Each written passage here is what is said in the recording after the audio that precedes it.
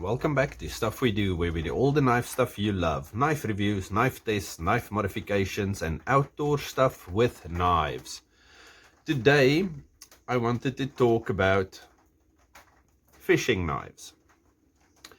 And then as I was looking through fishing knives, I saw that I do not really have a lot of fixed blade knives that I use specifically for fishing. Okay, and I don't want to do folders, so only fixed blades. Okay, so the only interesting one I found, and I'm going to start with that, is this one. This is a Rapala. Now, if you look for it on Amazon or wherever, it's going to be the, 4-inch bait knife. Now, just clean it off a bit. Now, I must say this knife is quite fantastic. But not just as a bait knife, as a normal, I don't know, use around the house, cut off trees, chop things, food prep, a utility knife. This knife works fantastic for that. Okay, Rapala, as far as I know, is a, a Finnish or Swedish, I think, company. But this one is made in China. Okay, it weighs nothing. We'll weigh it in a little while. It's got this, more like a little protector than a sheath, with this little loop so you can hang it around your neck or whatever. But it's extremely sharp, so I've never been, I don't know, brave enough to hang it around my neck. Okay, it's got a very stiff clip over here, so it's not coming out by accident. They say it's a 4-inch blade, but it's not 4 inches. This is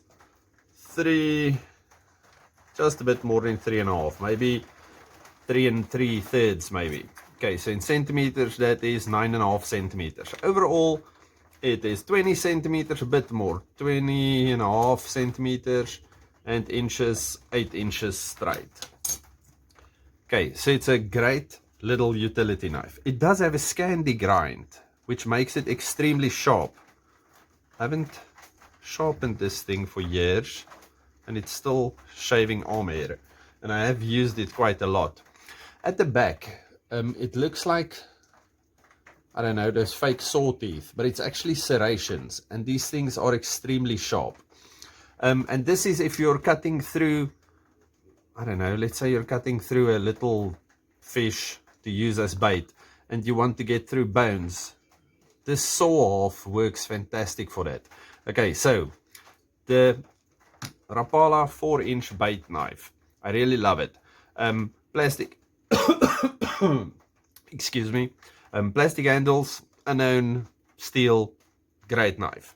Then, normally when we think fish knives, we think about things like this. Okay, this is a low budget one, but we think about some or other flexible knife to fillet fish. Now this one is from Sensations. Now over here the button moved, or the little badge moved.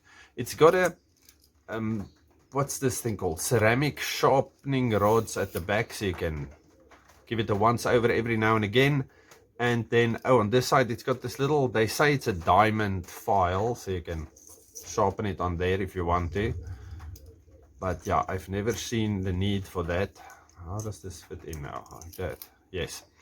Okay, little thumb push off over there, and a hook so you can hang it on whatever you want to use. But I don't know if it's just us, but we normally do not fillet fish. We don't normally eat fish from dams and rivers. I suppose in a pinch you can, but we don't normally do that. And then if we are fishing, let's say at the ocean, and you catch something, then we normally just open the thing, clean it, and braai it over the fire, because we braai everything. So filleting is more for if you want to use a pan or something like that. So I don't know, maybe we just do it wrong. Anyway, so fillet knife, but this one works perfectly for cleaning and cutting and whatever the fish. If you're going to scale it, I would suggest you use the blade side rather than this side, because you're going to destroy that fish with those hooks over there. Okay, now I also want to speak about dive knives today. I don't know if we did this before, and Okay, so for the first, I don't know how many years of me diving, I used this thing. It was extremely cheap. I was, I think, 12 or 14 years old when I did my open water. So this was the thing my dad bought me, because we are also big, or we used to be, and I'm getting old and fat, but we used to be into spear fishing quite a lot. Now this thing is rusted. It's one of those stainless made in China. Yes, it actually just says stainless steel on it. With this fake thing, it looks like a Rambo fighting underwater knife, but it's rusted a lot. So every time that I've sharpened it and cleaned it, it gets a little bit smaller. Okay, anybody that's been watching this channel for a while should know about the murder box.